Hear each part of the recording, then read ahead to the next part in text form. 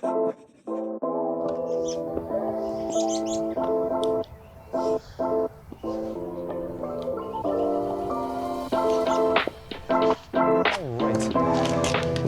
talk about gimbals. My name is Devon and I'm an amateur cinematographer and videographer learning to make one meaningful video at a time.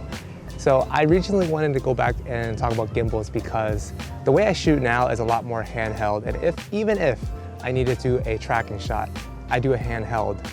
But with how many new gimbals that are coming out, I wanted to see how this gimbal, the one I picked up in 2017, is holding up. And what better way to do it than to do a running video.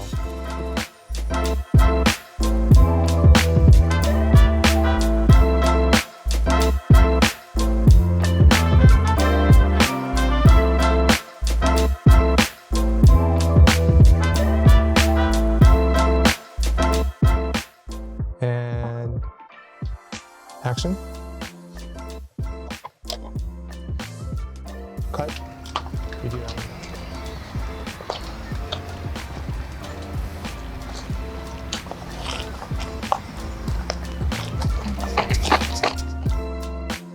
Go.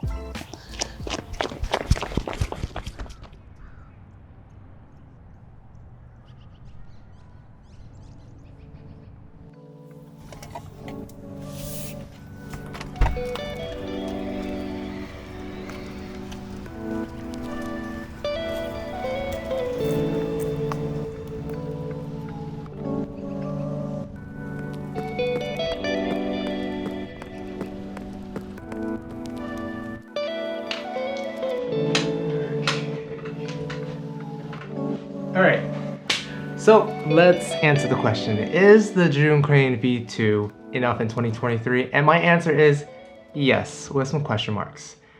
And I say that because for the job, it got it done. It did my tracking shots. It did what a gimbal was supposed to do. Quite surprisingly well, because again, if you calibrate it right, if you give it the right payload, it will work. So the payload of this, like I said before, was around 4 pounds max, but I find that 3.5 pounds was a sweet spot so that when you do a little bit more complex moves, it doesn't just die out. But that is it. Now, the thing is this, if you're a beginner and you're looking to pick up a gimbal, but you don't want to shell out all of that money, then I think finding this under 130 and maybe even less than 100 is a good steal. But the things that it comes with that you have to be mindful of. 1 is convenience, 2 is portability, and 3 is charging it. I know it sounds crazy, but here's the thing, convenience. Newer gimbals have the technology where you can lock each axis, and on top of that, we've all seen it, the new DJI gimbals, they have the ability to auto lock everything for you, and it makes traveling with it so much easier. It makes calibrating it much easier. Then traveling, right? Like I said, this thing breaks down. I don't know if you saw that, but that handlebar that makes things easier to maneuver with is so hard to travel with because not a lot of camera bags will accommodate that bar. And again, breaking it down is not the easiest or the funnest to do either. And it just wobbles and flies all over the place in your bag as well. And then lastly, charging it, it's still using batteries where you have to take out and put on a separate adapter to charge it, versus the newer ones where you can plug it in and you're done. That is the biggest drawback of this camera. But if you give it the right payload, if you give it and treat it right by calibrating it right, then yes, it will get it done. But don't expect crazy actions out of it, right? You need to keep it simple, you need to keep it straightforward for it. I think that newer gimbals are really good at doing these complex movements.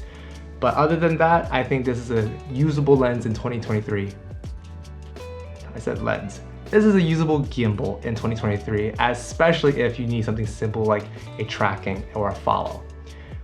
If that is the case, then yeah, you met it. This is gonna be a great steal if you find it. I see plenty of them around my area for around 130.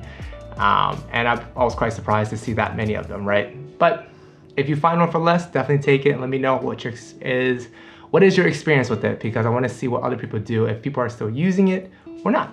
Other than that, I hope you guys enjoyed. Stay tuned because I'm gonna be traveling soon and I'm looking forward to share that with you. Other than that, peace.